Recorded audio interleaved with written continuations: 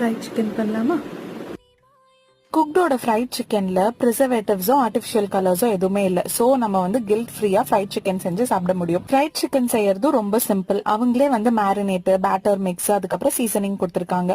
Chicken எடுத்து அந்த மேரினேட்ல போட்டு நம்ம கொஞ்சம் மேரினேட் பண்ணி வச்சுட்டு ஒரு வெட் பேட்டர் ரெடி பண்ணோம். ஒரு 5 டேபிள் ஸ்பூன் ஆஃப் அந்த பேட்டர் மிக்ஸை எடுத்து நம்ம நல்லா வந்து பஜ்ஜி மாவு பதத்துக்கு கலந்துட்டு அதுக்கப்புறம் வந்து அந்த ட்ரை மிக்ஸை வந்து ஒரு பிளேட்ல நம்ம வந்து கொட்டி வச்சுக்கலாம்.